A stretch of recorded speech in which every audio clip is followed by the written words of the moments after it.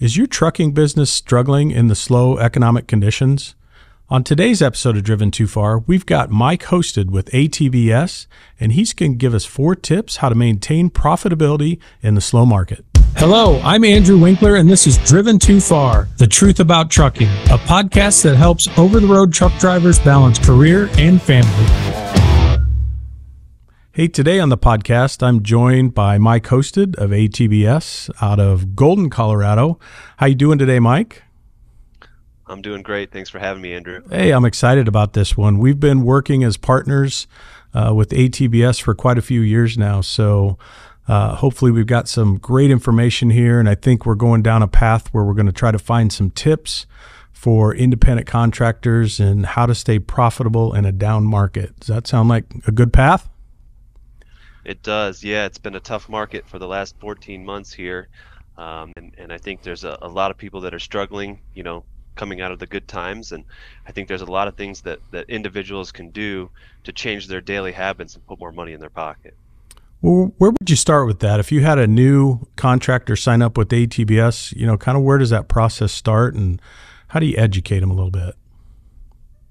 Yeah, so the first thing that a lot of new contractors don't think about is having a good budget or profit plan in place to really understand what they need to do to be successful. So what we do is we assign them their own business consultant, and that business consultant is going to take them through just a huge portion of questions, asking about their truck, what are their fixed costs, like their truck payments and insurances, what are their variable costs, like fuel and maintenance, how much are you setting aside for maintenance, but most importantly, what do you have to pay for at home? It doesn't do you any good to have this budget for just your business. The whole goal is to provide for your home. So we go through a very detailed analysis of the financial state of their business and their home to really give them some guidelines on what they need to be thinking about. Yeah, I can't remember how many years ago it's been since I kind of stumbled upon you guys and your service and stuff. And as long as I've been running lease purchase programs in our companies, you think about, where do drivers fail or where do they stub their toe? And it's always that side of it. It's the financial side where for a lot of people, this is their first time running or owning a small business. They're taking that leap probably through a lease purchase to start with. And they need to be focused on operating the vehicle, the day-to-day operations of their truck and things like that, doing what they do best, driving the truck. So when I found you guys in the programs that you offered, I thought this was a win-win. I said, I got to bring these guys in as a partner, really kind of push our lease guys towards a vendor or partner like you guys as well to take a lot of that pressure off of them. And not only that, but like you were just saying, to help them, coach them, teach them that side of the business. Yeah, for sure. We found, kind of like you said, if you're taking that leap from being a company driver to an owner-operator, often through a lease purchase, you have to change your mentality, and that's what this budgeting process is for, is let's start thinking about how we operate our vehicle differently. Because as a company driver, you generally get paid by the mile, and that's all you worry about is how many miles you can get. But now you have a business. With a business, you have very many things to worry about. You have fixed costs. You have money that's coming out every day, whether you move your truck or not. So how much does it cost you a day to take the day off, and how do you plan for it? You have to think about your break-even point. How many miles each week or how much revenue each week do I need to run to pay for my business? If you don't know that break-even point, I don't know how you could succeed. But then you also have things like maintenance you have to pay for now. How much should you be setting aside? You have to have a plan kind of based on the ages of the truck, how much you run it, and things of that nature. So there's just a lot of adjustments you can make. But then you can also tweak fuel. What does it mean if I get another mile per gallon of fuel economy? What does that impact my profitability? So there's a lot you can do right away to really understand how much money you're going to make and really set some goals right out of the gate. And that sounds, if I put myself in the shoes of a first-time business owner, a lot of what you just said sounds a little bit overwhelming to me. Like, oh my gosh, that's a lot. I didn't realize there was going to be that much into it. What does ATBS do to kind of help those drivers understand it? I'm sure your approach is slow and methodical, and you think about how you're going to educate the drivers as they go and not just throw all of it at them at once. Yeah, that's right. We do have the individual business consultant. So if you work with us, you get your own business consultant, and they're there unlimited amounts of time. So we touch base at least 6 or 7 times in the first 90 days to look at that profit plan to make sure we're hitting the numbers that we discussed. And it just kind of, like you said, slow drip in this information because we start looking at real-time numbers versus our plan and saying, hey, this is what's actually happening versus our plan. Let's talk about it. Let's figure out what we can do to make adjustments daily. And that's the key, right? Is educating yourself and wanting to learn more to improve your business and profitability. So if we can just touch base on a regular basis at the beginning, once a week or so, to just look at the numbers, talk about adjustments, and really, hone in on what you need to do. We do it, like you said, slowly. So it's a lot of information at once, but then we keep checking in, keep reinforcing, and making sure that you're thinking like a business owner. Because the best thing about owning your own business and having one truck is that you can make a change overnight to impact your whole business. You think about a very large trucking company of the world. If they want their 2,000 company trucks to make an adjustment, they have to get them all in the shop, change some things around, and it takes a year. As a business owner, you can do it overnight, and that'll impact your profitability right away. Yeah, so that small guy, you can certainly pivot quickly when needed. So I want to back up to let's go back to the year like 2020, and some of the things we've been hearing for the last couple of years is the number of new entrants that came into trucking since 2020, and then if we fast forward till maybe 12 or 18 months ago, the market started changing. What did you see with the owner operators and the independent contractors you guys were servicing? Have you seen a dip in their income? And if so, how did you help prepare them, or what advice did you give them? Yeah, we did see a huge boom in terms of number of owner operators entering the market right about the time we came out of the COVID pandemic for trucking, and that Right. was about May of 2020. And we just saw a huge influx of folks joining the owner operator market, whether they're former company drivers or they've never even been in trucking, going out and buying trucks and getting their own authority, honestly, leaving motor carriers and going out and doing it on their own. There was so much money to be made in the spot market that we saw flood that direction. And they did great for 2 years, right? And the best they've ever done. Unfortunately, those folks had never seen slower times, so that was kind of our Right. expectation of Yeah. how things work, and you know how that is. Um, and so, yeah, for our clients, we had to really help them back out of this and say, hey, this is the best it's ever been. Trucking's a cyclical market, meaning it goes up and down with the economy. So fast forward from May of 2020 to May of last year, when the fuel prices skyrocketed and freight slowed down. There was a lot of pain from a lot of folks who maybe overextended their budgets and just didn't have a good plan in place for slower times. So there's a couple different things that they could do to really impact their profitability with slowed rates and increased fuel prices. Um, the first two things we said is, number one, you can take an extra load each time. We saw work ethic kind of go down. You didn't have to work as hard with those Yeah. good rates, Yep. right? And understandably, so why would you? The quality of life is an important thing for all of us. So if you can get home more to see your kids play sports or spend time with your family, why wouldn't you do it? But when freight slows, you kind of have to adjust your mind and adjust your business. When things get tough, we got to work a little harder. So that's really the first thing, right? Is let's get back to that hardworking mindset that over the road truck drivers really pride themselves on, and let's take that extra load. Yeah, I think that's great advice. And even without the economic conditions, I see something similar when a driver makes a change from a company driver to a lease purchase or an independent contractor. All of a sudden, there's more money coming in, and you try to educate them ahead of time, saying, "Listen, this is what you're going to see. You're going to see the paychecks get bigger, but what I want you to do is don't take your foot off the gas. I want you to keep working as hard as you've always worked as a company guy, because you're going to need to start saving some of that money." And some of them hear me, and some of them don't. It's tempting to kind of cut back, like you said, and focus more on the family. Don't have to work quite as hard, but now you run into times like we're in now. All of a sudden, maybe the bank account's not as fat as you'd like it to be. That's right. Yeah, it really does have a toll. We saw it, and we've seen just as fast as we saw people come into the market and join the IC world, Over the last 12 to 14 months, we've seen an absolute reversal the other way.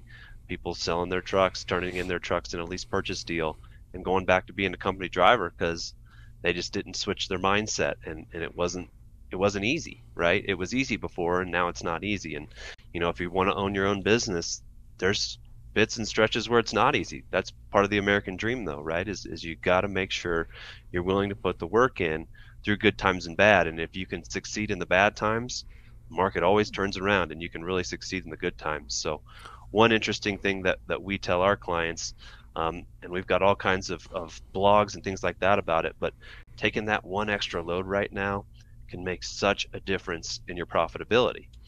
And the way I explain it is, think about it this way: this one extra load, you've already hit your fixed costs, right? So you've already paid for your truck payments, your insurances, your things like that. So you've hit your contribution margin.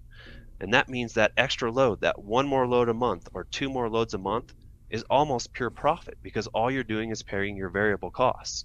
So a good example is, let's say, a 500-mile load at $2 a mile. You're going to gross $1,000 for that one extra load, probably take you one day to do it. Right. And your variable costs in this current state is probably about $450. So that one extra load in 1 month is going to profit you about $550. That's pure profit for one extra day of work. And if you course that out 12 times over the course of the year, we're talking about almost $7,000 in pure profit just by running that one extra day a month throughout the year. And do two extra loads, we're talking about $13,000 in profit. So it's a huge, huge number because you've already paid those fixed costs, and it's almost pure profit to just run a little bit harder. That's how important the education is, and I'm glad you pointed that out. I've done some other podcast episodes where I talk about the revenue per day and some things like that drivers need to be focused on in order to be successful. And it makes me think. We just did one, and it was talking about the July 4th holiday this year was interesting because it was almost a 4-day weekend. And it was a Saturday, Sunday, probably Monday and Tuesday off. And if drivers weren't planning for that ahead, that could have snuck up on them thinking, I'll just work through the holiday. Well, it's harder for the companies to keep drivers moving for 4 straight days than it is like over a normal weekend or normal 1-day holiday type thing. So that was really critical that they plan ahead for those things, just like you're saying. And when there is work to be done, by gosh, take advantage of that for sure and make sure you get those loads in there. Yep, absolutely. Absolutely. So yeah, that's the first thing is just taking that one extra load. Like I said, we all appreciate and know that people need home time and family time and things like that. But when tough times get tough, you got to work, and that's what we're all doing. I mean, it's tougher for everybody in the whole world right now. There's layoffs, there's all kinds of stuff going on. So it's time to buckle down, work a little bit harder, and keep your job security, your profitability, and your income coming in.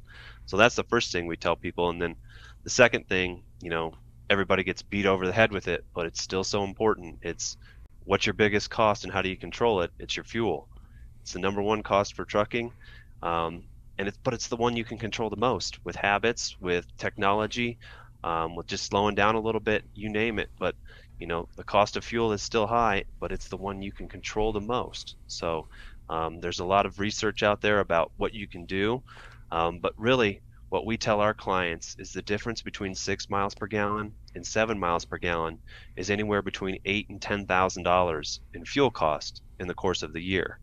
And so our example earlier, every dollar you earn, that example earlier, you made $1,000. Well, you only took home $550. With fuel, every dollar you save goes directly into your pocket. It's pure profit. So taking a load is great, but saving money is even better because you get to keep all of it. And so slowing it down, the difference between 6 and 7 miles per gallon is almost $10,000 a year put into your pocket, which is an incredible rate. So you really have to balance your speed, getting to the next load and all those things. But when you have the opportunity, slow down, use your RPMs right, use the technology right, make sure your tires are aired properly. There's just so many things you can do to make sure that you save that money and put it directly in your pocket. I love that analogy there. And we do, when we put our owners through a workshop, we do a half-day workshop before we let them sign papers. We talk about that exact thing. So I sometimes approach it like, a lot of us have been in trucking a long time. We like the big shiny things. The big square nose trucks are pretty out there, right? So we tackle that and say, okay, let's look at what an aerodynamic tractor might get you for fuel mileage, and then let's see what a square nose might get you. And in my class, I actually give every one of them a calculator, and I write some numbers up on the board, and I make them, run the digits on the calculator to come up with that. And I come up with the same numbers you do, $10,000 bill, course of a year, in fuel savings. And what's funny is if you ask them, say, hey, can I go ahead and write you a $10,000 check right now? Would you take it? And they're like, well, of course I would, right? But when it comes down to them making a decision, are you going to take the aerodynamic truck or are you going to take the square nose cool truck? Well, I kind of like the square nose cool truck. And the ego seems to creep in on them a little bit, even though they know there's $10,000 to be made by making a smarter choice with the other vehicle. So it's hard. I get like bright, shiny things too, but when it's a business, and you need to look at it like that. That's right, for sure. Yeah, I know, and I see it every day. We track, we have about 15,000 clients here, and we track fuel mileage, fuel costs, and things like that. And I really thought, last year when the price of fuel skyrocketed, we were going to see fuel mileage go way up. I thought habits were going to change, and we still haven't seen it. We still have not seen average fuel mileage go up for our clients. Now we have in certain segments of the industry, for example, people that are out on their own authority, they're the ones that have been hurt the most by this downturn, and they have made adjustments. So maybe it's because they had finally felt enough pain where they did make the adjustments.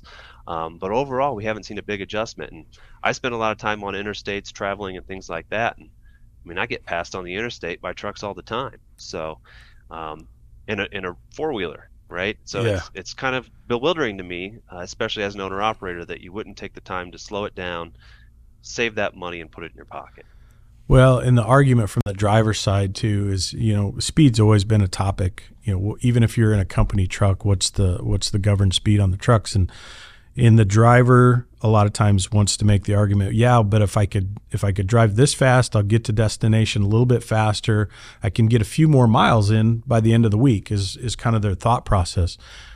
I agree. I can see where they're coming from on that. But in my experience, usually what happens is the faster speed allows them to get to the house quicker, a little bit earlier in the week, and they don't necessarily come out of the house any quicker. So it does allow them a little bit more home time, I guess, but they're not saving any money running faster and stuff like that. So anyways. Yeah, and I get it too. You're right. There's a huge balance, and that's why it's your business, and every day is a different day. And so you have to think every day is a brand new day.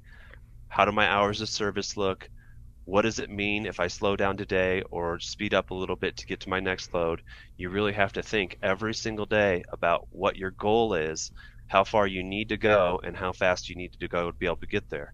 And I know there's traffic involved in all kinds of stuff, but not every day is a day where you can go fast and get to places. And if you have the ability, that's when you need to take advantage, slow it down, and get that better fuel mileage. But I agree, not every day you can slow it down. You don't have that option every single day.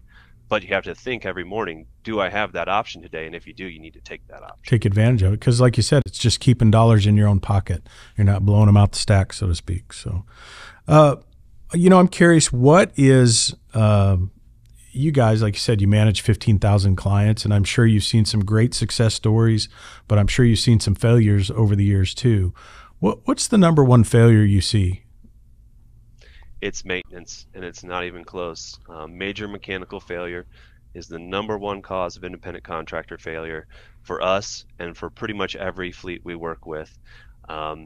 Just a major mechanical failure, and it's not necessarily the maintenance itself, it's everything that's bundled up with the maintenance. So if one, you've got the cost of repair, two, you've got the downtime. The downtime has become enormous with the lack of trained mechanics, Yes. with the Trying to get parts. lack of parts. Yes. Yep, exactly. Not only that, but your fixed costs keep coming in. So that extra downtime, well, your truck payments and your insurances and all that are still due. But then your home bills don't stop as well. So it all kind of snowballs on itself at one time where, hey, I've got this huge repair bill that maybe you could afford, but you couldn't afford your truck payments and your home bills. And so that's where we're seeing people go out of business, is that huge downtime. So do you feel like it's lack of planning, lack of savings, or is it just like some of the other things you mentioned, the time of repair and the ability to get parts? Is there a way drivers can prevent that? And if so, what's that look like? There is, yeah. I mean, there's always a recommended maintenance schedule, and we always recommend adding a little bit to that for the extra portion as well. So a lot of companies, like I'm sure you guys have a maintenance escrow where Right. there's an automatic deposit in there, probably by the mile or by the week. Am I right there? Yes. Yep. Either Yeah. way, whatever they choose by the mile, or if they want to dump a lump sum per weekend, they can do that. Yeah, so we have our clients set up an extra fund.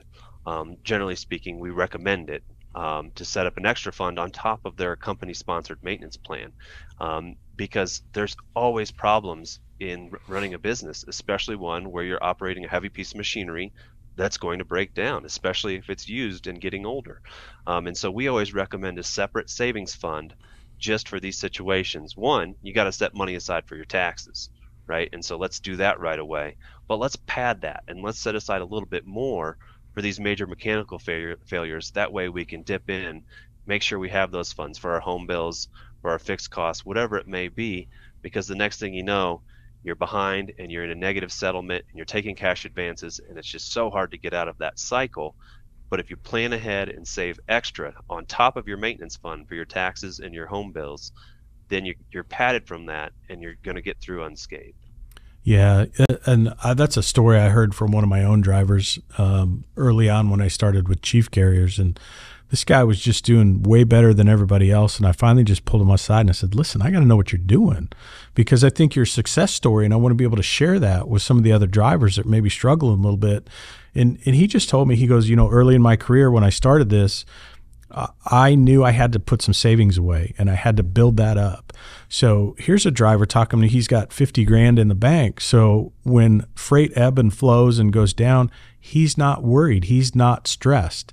He understands that it's going to come back. He's going to have better weeks ahead, but he's got plenty in the bank to get him through, the slower weeks or the slower times. And imagine what kind of stress that takes off the household when you have that kind of savings built up.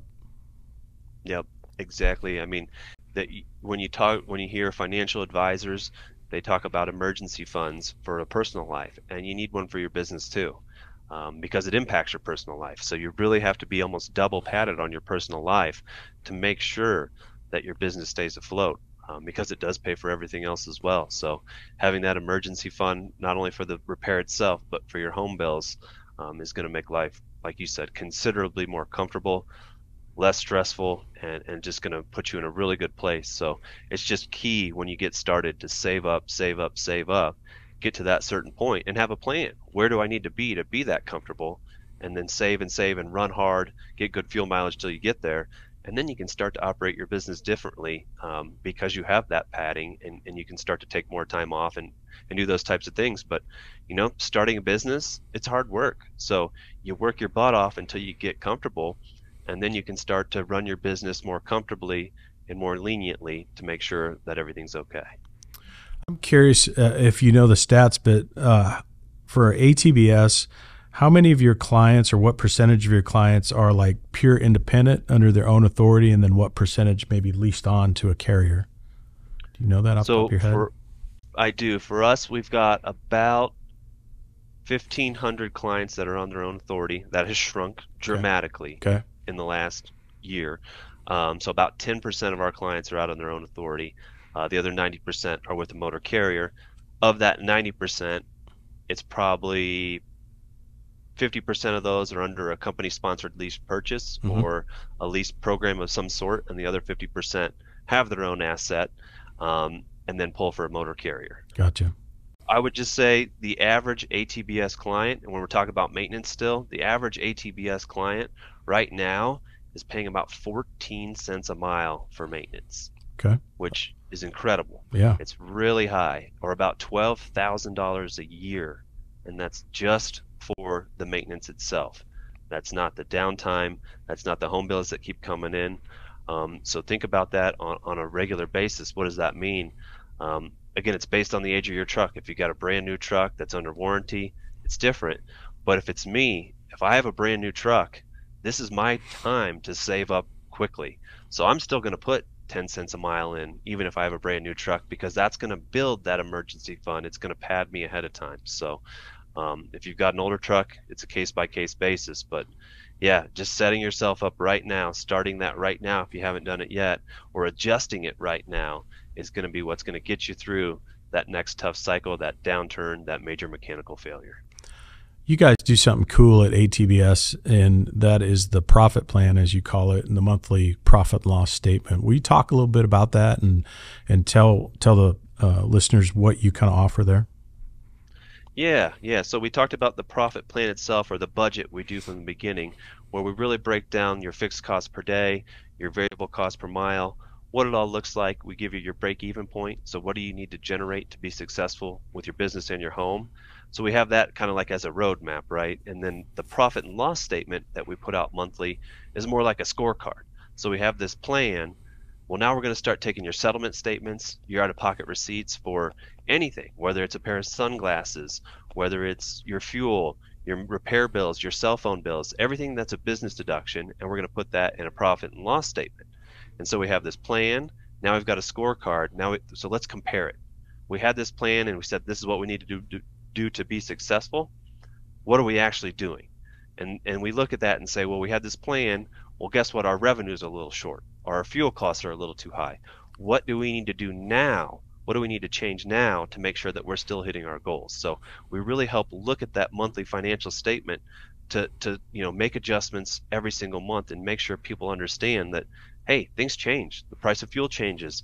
So we had this plan. Let's change our plan and make sure that we're staying profitable and make those adjustments on a monthly, daily, weekly basis to run our business profitably.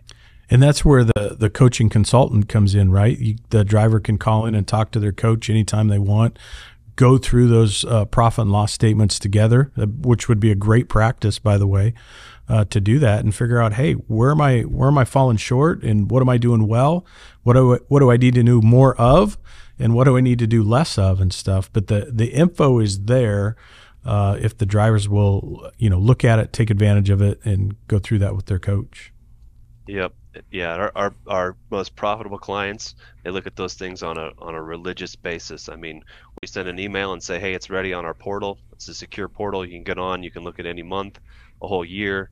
You can drill down and even look at pictures of the receipts. If you send us a repair bill, we'll actually show you the picture of the receipt under the maintenance category so they can see exactly what we're doing, where the money's coming from, where it's going.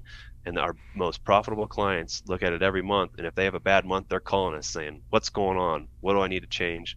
What do I need to do better? Those are the ones that have been with us 15, 20 years, and they look at that regularly. So the first year, it's all about communication, understanding what we're providing you, understanding the adjustments. And the really savvy ones, they figure it out after a few months, and they just look at it themselves and make adjustments daily, because we do update it in real time. So if you send us a receipt, it's going to be on there in a day or two. That way we can coach and really make sure that we're making adjustments quickly. One of the reasons that I decided to partner with you folks years ago was we were doing lease programs, and we'd see some failures in the lease program. And I think one of the areas where a lot of drivers fell down, especially that first year of doing it, was taxes. So tell me a little bit about income taxes and what drivers need to do there. Yeah, the fun part. Right. Nobody likes to talk about or do taxes or think about them, but it is important. Everybody's got to pay taxes, right? Death and taxes. So, yeah, that's part of our service as well. So we have the consultant, we have the budgeting process, we have the monthly financial statements, but we also do all the income tax work for our clients as well. So, as an independent contractor, lease purchase driver, you have to pay your own taxes. The company doesn't do it for you anymore. So you still have to pay your Social Security, your Medicare, your federal income tax, and then state income if that applies to you, depending on where you live. And so we use real-time information to make that as accurate as possible. A lot of tax firms will take last year's tax bill, divide it by 4, and say this is what you have to pay each quarter. We think that's the kiss of death. If you would have taken 2021's super profitable year and said, pay that in equal parts this year, you're going to way overpay your taxes. So Right. we use real-time information, your profit and loss statements, to pay what's called quarterly tax estimates to the IRS. So we have you pay it throughout the year. That way, when it comes time to file in the spring, you've paid, just as if you were a W-2 employee, you've paid your taxes throughout the year. And that way, if you have a bad quarter and you don't have much cash, maybe you had a bunch of repair bills and downtime, well, you don't have to pay much in taxes because we've matched it to your cash flow. Um, so we pay it throughout the year, and then come springtime, we send you a tax organizer. It's a very easy document to fill out. We ask you all the fun stuff outside of your business because we've already done all your business paperwork. So are you married? Do you have kids? Do you have a mortgage? What else do we need to know to file your tax return? You fill that out, send it back in with you and your spouse's tax documents, and we file your tax return for you. And we've been doing this 25 years. All we do is trucking, so we know how to file trucking tax returns. We know a 2018 Freightliner should have between $10,000 and $12,000 in maintenance costs. If you have $4,000, we stop the process because we believe we're missing something, and we're going to go help you find it. Yeah, that's fantastic. Just the sound of talking about taxes gave me a headache for sure. But I can't imagine trying to run a small trucking business without the help of somebody like ATBS. It just, in my mind, it costs you a few bucks a week to join, but oh my gosh, it just takes a lot of that pressure off and away. And like we said earlier, it just lets you concentrate on running the truck, like doing the things you love to do as a driver. That's right. Our goal is to make our clients more profitable, take away their stress from bookkeeping, from taxes, and to just live a better life. We think if we can help them make more money and take a bunch off their plate, our service pays for itself and it's tax deductible. So Easily. That's our goal. I mean, we were founded by three brothers that owned a trucking company. That's all we know is trucking. That's all we do. And these folks out on the road are the backbone of everything that happens in this country. And our goal is to make sure that they stay profitable and that they live the best life they can. Well, Mike, I can't thank you enough for joining me today on this episode of Driven Too Far.